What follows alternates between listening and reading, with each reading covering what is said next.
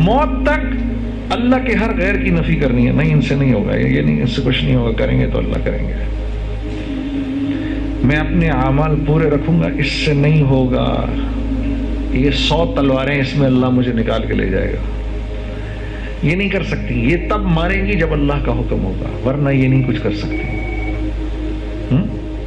تو جو ہمارے کلمے کے دو حصے ہیں نا, لا الہ الا اللہ اور دوسرا ہے محمد رسول اللہ, کہ اس بات کا مجھے یقین ہو جائے کہ اگر میں رسول اللہ صلی اللہ علیہ وسلم کی زندگی پر چلوں گا تو ہر صورت میں اللہ نے مجھے دنیا میں کامیاب کرنا ہے, اور اگر میں آپ کے غیروں کی زندگی پہ چلوں گا ہر صورت میں نے ناکام ہونا ہے. یہ مفہوم ہے لا الہ الا اللہ محمد الرسول اللہ کا.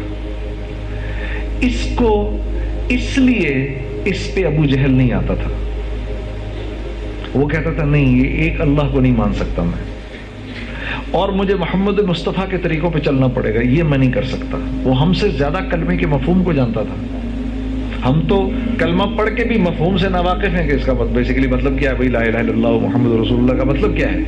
نہیں کوئی معبود سوائے اللہ کے, محمد صلی اللہ علیہ وسلم اللہ کے رسول ہے, یہ تو ترجمہ ہے. مفہوم کیا ہے اس کا؟ یہ کلمہ میرے سے ڈیمانڈ کیا کر رہا ہے؟ میں نے پڑھ تو لیا, یہ میرے سے کیا چیز مانگ رہا ہے؟ یہ میرے سے کیا چیز ایکسپیکٹ کر رہا ہے؟ یہ ڈاکٹر ہیں, یہ کہتے ہی آپ اور میں سمجھ جائیں گے کہ ان کی زندگی کے اندر کون کون سی محنتیں ہوئی ہوئی ہیں. یہ کسی میڈیکل کالج گئے ہوں گے, وہاں پر جا کے یہ ٹیچرز سے پڑھے ہوں گے, یہ وہاں پر جا کر انہوں نے لیبز اٹینڈ کی ہوں گی, انہوں نے پیشنٹس دیکھے ہوں گے, انہوں نے کسی کی کتابیں پڑھی ہوں گی. یہ بھی کچھ عرصے کے بعد اگر ذرا سا کورس اور آگے کر لیں سرجنز بن جائیں گے, صرف یہ کہنے سے کہ یہ ایک ڈاکٹر ہیں. تو جب میں یہ کہتا ہوں لا الہ الا اللہ, لا الہ الا اللہ محمد رسول اللہ, تو صحابہ فرماتے تھے کہ جب رسول اللہ صلی اللہ علیہ وسلم پر یہ آیت اتری جس میں اللہ نے آپ سے فرمایا کہ آپ کافۃ للناس, جب آپ کو کہا گیا تو ہم کو اس بات کا یقین ہو گیا کہ یہ آیت ہم پہ اتری ہے, رسول اللہ پہ نہیں اتری. ہم پہ اتری, یہ اللہ ہمیں مخاطب کر رہا ہے. ہم نے آپ کو ساری انسانیت کے لیے ہدایت بنایا ہے. تو صحابہ سمجھ گئے کہ رسول اللہ دنیا سے چلی بھی گئے تو آپ کے کام کی ذمہ داری اب ہمارے اوپر آ کے پڑ گئی ہے. اس آفس میں کام کرنے والا اگر اس کو اپنی ذمہ داری کی سمجھ میں آ گئی تو سارا کا سارا دفتر اس کی عزت کرے گا. ایسے ہی ہے نا. اور بینک کا مالک اس کو کس نظر سے دیکھے گا؟ یار یہ ہے, ابھی چاہے کسی پوزیشن میں بھی ہے, اس جو فکر اس کے دل میں ہے وہ فکر تو اس برانچ مینیجر کی فکر اندر کے اس میں نہیں ہے. اس کو تھوڑی سی محنت اور کرنے دو, اس کو لے جا کے میں یہیں بٹھاؤں گا. کس بنیاد پر؟ کس بنیاد پر؟ اس کی فکر کی بنیاد پر. کام ابھی اتنا اچھا نہیں آتا اس کو, لیکن یہ اس فکر میں گھلے جا رہا ہے کہ کیسے پورا کا پورا پاکستان جو ہے وہ اسلامک بینکنگ میں آ جائے. اس فکر نے وکاس کو پاگل کیا ہے. اس کو سمجھ میں نہیں آ رہا کہ میں کس طرح سے پورے کے پورے ملک میں یہ جو لوگ کنونشنل بینکنگ کر رہے ہیں میں کس طرح سے ان کو اس سے نکلواؤں. یہ فکر جو ہے نا, یہ فکر یہ سب سے بڑا ایسٹ ہے. اس کا کام ابھی وہ کیسے نکالے گا یہ تو ابھی یہ فگر آؤٹ ہی نہیں کر سکا.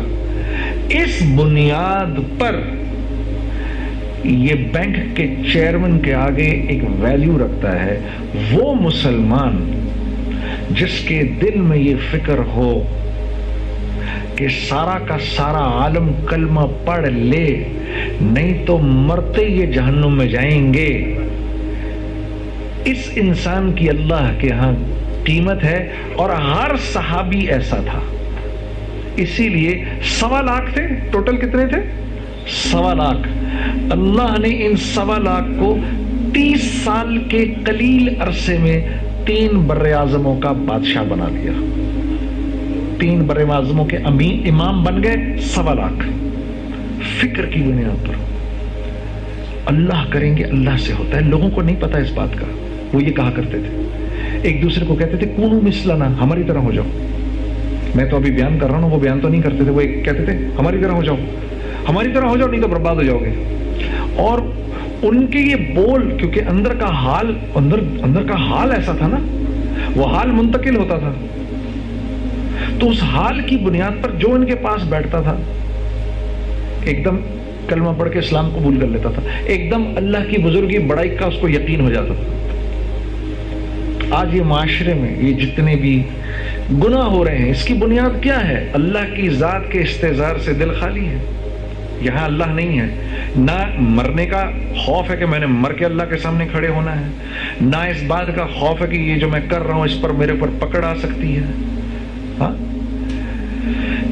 اب آپ کو سمجھ میں آیا کتنا ضروری ہے کہ دل میں کلمے کا استحضار ہو، کیونکہ جیسے کلمہ نکلے گا، کلمے کا استحضار نکلے گا، یقین میں کمزوری آئے گی، ہر گناہ وہ گناہ کرنے کو تیار ہو جائے گا جس گناہ کے کرنے سے معاشرے میں آگ لگتی ہے، ہر وہ گناہ کرنے کو تیار ہو جائے گا۔